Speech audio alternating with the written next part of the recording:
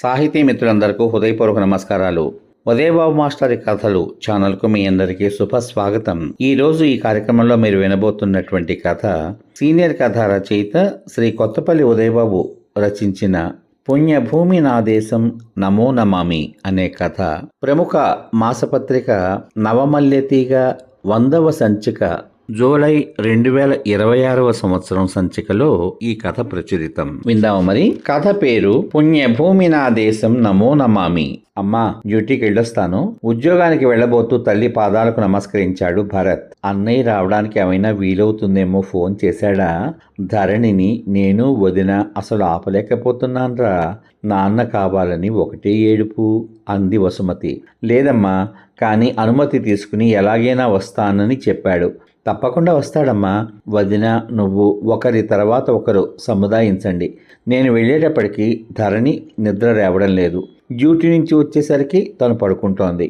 నాకు కొద్దిసేపు తనతో ఆడుకోవాలనుందమ్మా. కానీ డ్యూటీ తప్పదు కదా. వెళ్ళొస్తానమ్మా. జాగ్రత్త.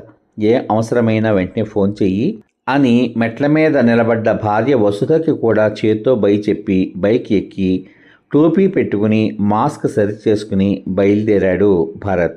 దేశంలో మొట్టమొదటిసారిగా లాక్డౌన్ మొదలయ్యి 10 రోజులు దాటింది. దేశంలోని డాక్టర్లు, వారి వైద్య సిబ్బంది, రక్షక భటులు, పారిశుధ్య కార్మికులు అందరి సేవలు అత్యవసర సేవల కిందకు తీసుకువచ్చిన నేపథ్యంలో కరోనా పేరు చెబితేనే ప్రజలు గణగడా వణికిపోతున్నారు. అతనికి అన్నలిద్దరూ గుర్తుకొచ్చారు. పెద్దన్నయ్య భగత్ దేశ సరిహద్దుల్లో సైనికునిగా పహారా కాస్తున్నాడు. ప్రస్తుతం కయ్యానికి కాలు దువ్వుతున్న శత్రు దేశపు చర్యలకు ప్రతిచర్యలు రచించే వింగ్ కమాండర్గా. వేసవి సెలవుల్లో 2 నెలల పాటు సెలవు మీద వద్దాము అన్నది అతని ప్రయత్నం.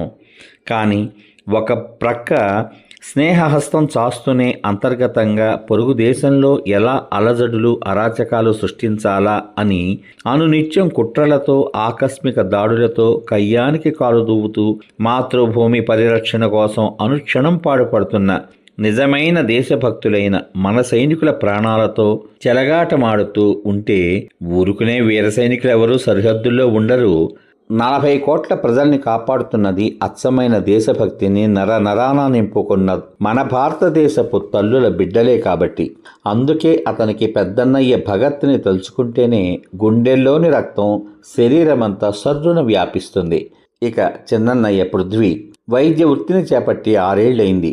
ఆ మహానుభావుడు చేయి వేస్తే చాలు బాబు, పోయే ప్రాణం కూడా యముని పాసంలోంచి తిరిగి వచ్చి శరీరంలో చేరాల్సిందే అని పేద ప్రజల చేత వేనోళ్ల పొగడబడి చేతులెత్తి నమస్కరింప చేసుకునే వినయశీలి సేవా తత్పరుడు.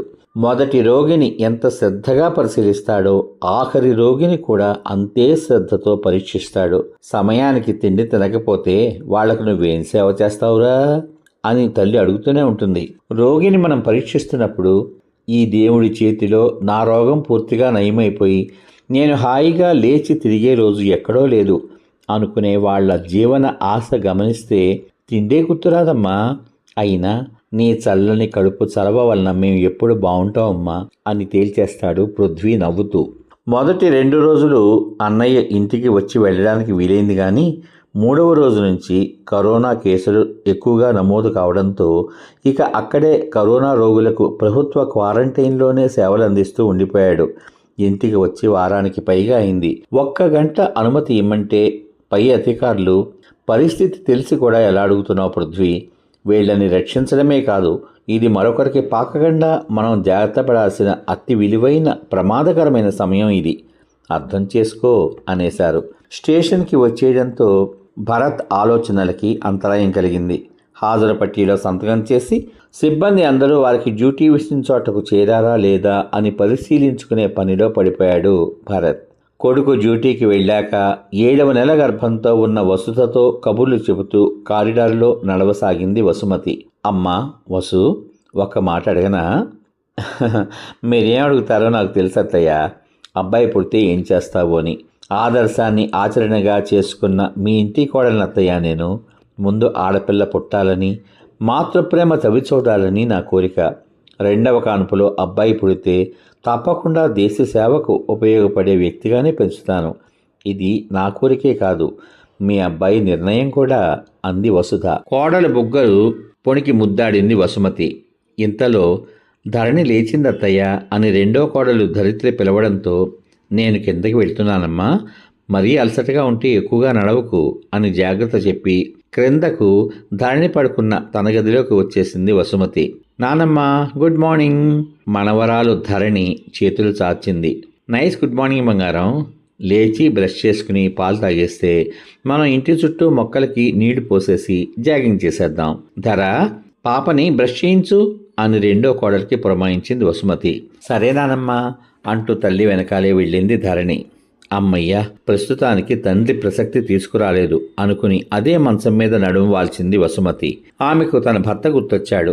పల్లెటూరులో ఉండి డిగ్రీ చదువుకున్న తనకు కాలేజీలో లెక్చరర్గా పరిచయం అయ్యాడు రవీంద్ర.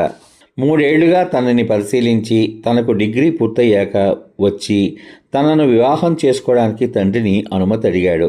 అన్ని విధాలా మంచి సంబంధం కావడంతో తమ వివాహం జరిగిపోయింది. 3 మగపిల్లలు పుట్టారు. 3 రకాల ఇంజనీర్లు అయితే బావుండును అనుకుంది తాను. ఆ మాటే భర్తతో అంటే, వసు, చదువుకున్న దానివి, నువ్వు కూడా ఒక సామాన్య స్త్రీలా ఆలోచించడం నాకు ఏదోలా ఉంది. ఇప్పటికే మన దేశంలోని ప్రతిభావంతులందరూ డబ్బు మీద మోజుతో విదేశాలకు వలస పక్షులా వెళ్ళి శాశ్వత నివాసం ఏర్పరచుకుని తాము పుట్టిన జన్మభూమికి తీరని అన్యాయం చేస్తున్నారు. కానీ నా ఆలోచన ఇది.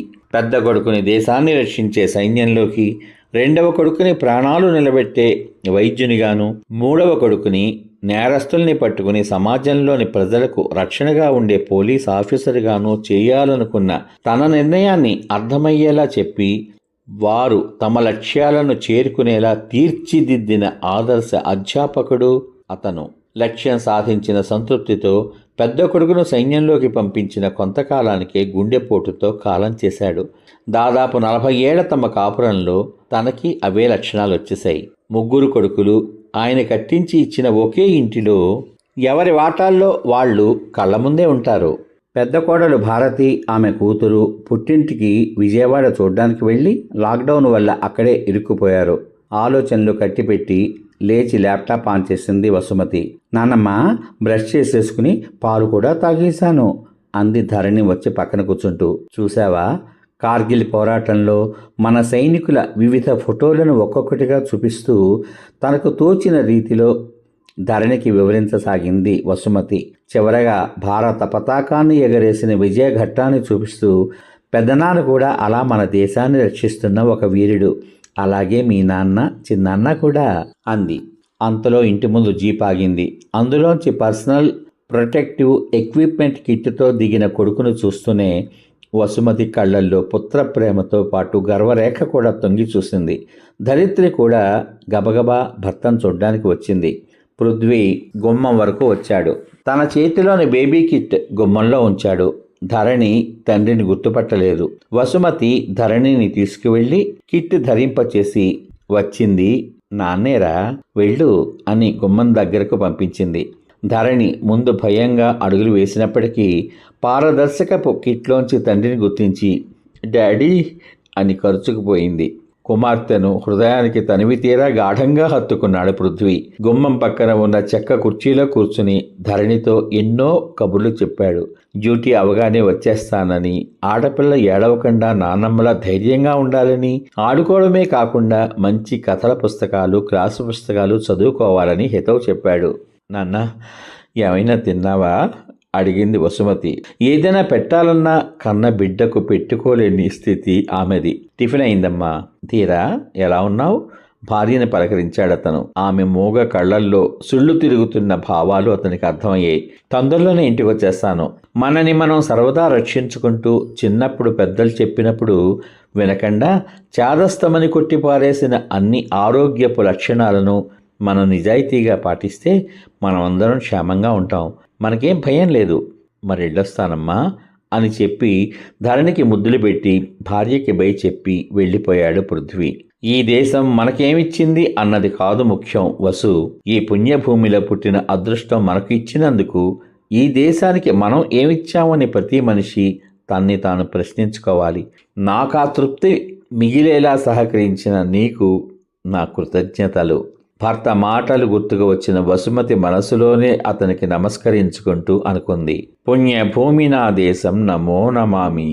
సమాప్తం. ఇంతవరకు మీరు సీనియర్ కథా రచయిత శ్రీ కొత్తపల్లి ఉదయబాబు రచించిన పుణ్యభూమి నా దేశం నమో నమామి అనే కథ విన్నారు. ఈ కథ ప్రముఖ మాసపత్రిక నవమల్య తీగ 100వ సంచిక జూలై 2026 సంవత్సరం సంచికలో ప్రచురితమైన కథ. మన భారతదేశంలో 140 కోట్ల జనాభా ఉన్నారు.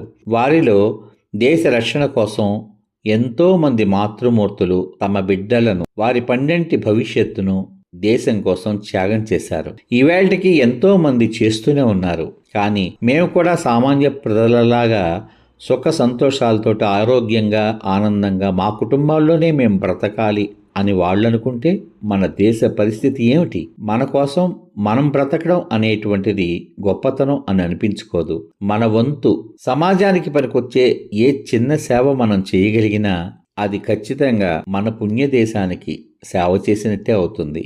అవును కదూ? మళ్ళీ రేపటి భాగంలో మరో ఆణిముత్యం లాంటి కథతో మీ ముందుకు వస్తాను. అంతవరకు సర్వే జనా సుఖినో భవంతు. శుభమస్తు. స్వస్తి.